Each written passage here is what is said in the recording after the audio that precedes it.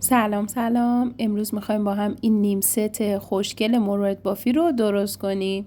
بریم برای لوازم مورد نیاز. برای این نیم ست خوشگل من از مروارید سنگی شماره 6 سفید استفاده میکنم و از کریستال شیشه‌ای شماره 4 و همینطور از منجق استفاده میکنم و قفل توتی، گره مخفی کن و زنجیر سایز و حلقه و همینطورم نخی که استفاده میکنم نخ ماهیگیری شماره 3 هستش.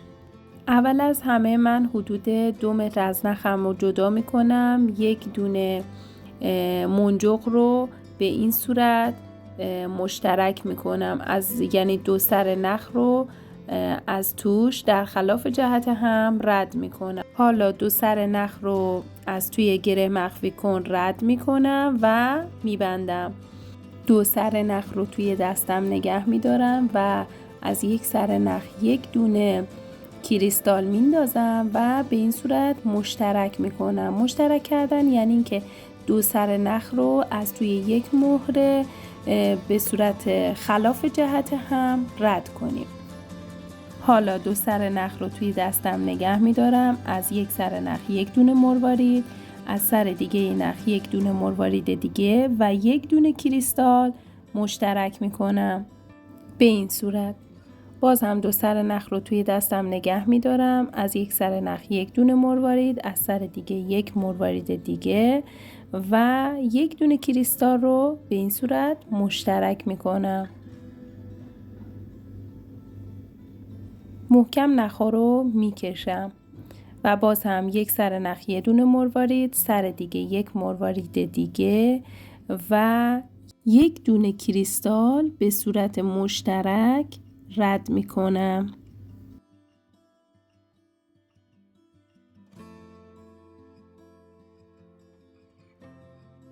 این بافت رو به همین صورت بازم ادامه میدم تا زمانی که طول گردنبندم به حدود نصف گردنم برسه.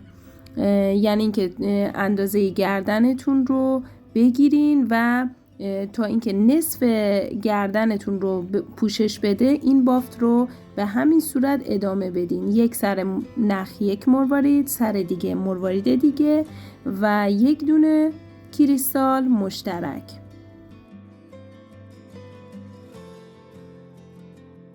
عزیزای دلم، اگه از این سبک محتوا خوشتون میاد چنلمو سابسکرایب کنین و زنگوله رو فعال کنین تا از ویدیوهای بعدی من مطلع بشین. من هر هفته ویدیوهای هنری خوشگل براتون آپلود میکنم.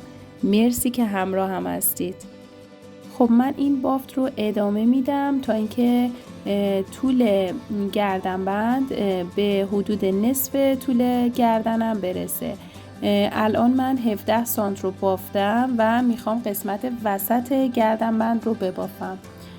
4 تا کریستال از یک سر نخ میندازم به این صورت و 4مین دونه رو بر میدارم و مشترک میبافم به این صورت. این قسمت میشه قسمت وسط گردنبند من و حالا بافت رو به همون صورت دوباره ادامه میدم. یک سر نخ یک دونه مروارید، سر دیگه یک مروارید دیگه و یک کریستال به صورت مشترک. ببینین کار به این صورت ادامه پیدا میکنه. یک سر نخ یک مروارید، سر دیگه یک مروارید دیگه و یک دونه کریستال به صورت مشترک میبافم. من این بافت رو به همین صورت ادامه میدم تا اینکه طول این سمت گردنبند به اندازه سمت دیگه گردنبند بشه، یعنی حدود 17 سانت. خب من الان دو سر گردنبندم رو به یک اندازه بافتم.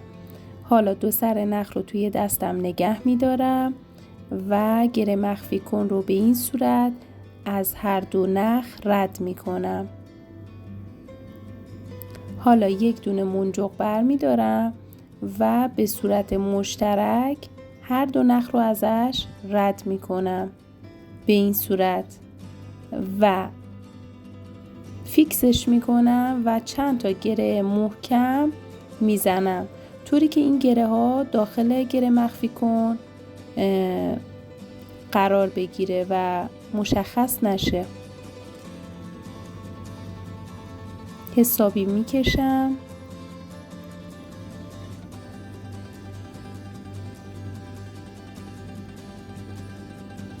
و میبرم. حالا گره مخفی کن رو میبندم و به وسیله یک حلقه قفلم رو به گره مخفی کن اتصال میدم و میبندم حلقه رو. حالا یه حلقه دیگه بر میدارم و یک سرش رو به گره مخفی کن و سر دیگر رو به زنجیر سایزر وصل میکنم و میبندم حلقه رو. گردنبند ما آماده است. اگه تا اینجای ویدیو رو دوست داشتید لایک و کامنت فراموش نشه. برای ساخت گوشواره من حدود 30 سانت نخ ماهیگیری بریدم و یک دونه استاپر رو از یک سر نخ رد میکنم و یک دونه مروارید از یک سر نخ و یک دونه مروارید از سر دیگه رد میکنم طوری که این استاپر وسط هر دو قرار بگیره و یک دونه کریستال رو به صورت مشترک میبافم. ببینین استاپر وسط هر دو مروارید باید قرار بگیره. حالا یک دونه مروارید یک سر نخ، یک دونه مروارید سر دیگه نخ و یک دونه کریستال به صورت مشترک میبافم. دقیقاً مثل بافت گردنبند هستش. یک دونه مروارید یک سر نخ، یک مروارید سر دیگه نخ و یک دونه کریستال مشترک.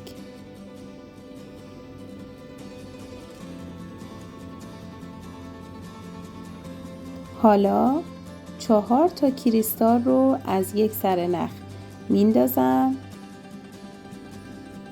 و 4مین دونه رو بر میدارم و مشترک میبافم به این صورت. حالا 2 سر نخم رو به هم میرسونم تا اینکه بتونم گره بزنم و گرمو مخفی کنم. ببینید الان 2 سر نخ رو چند تا گره محکم میزنم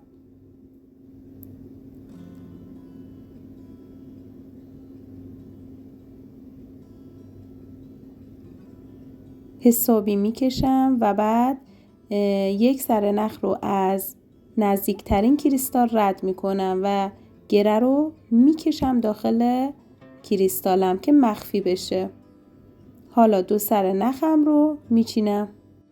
حالا حلقه رو باز میکنم و عصای گوشواره و استاپر رو از حلقه رد میکنم و حلقه رو محکم میبندم. اینم از گوشواره‌های خوشگل ما. اگه از این نیم ست خوشگل خوشت اومد لایک و کامنت فراموش نشه. مرسی.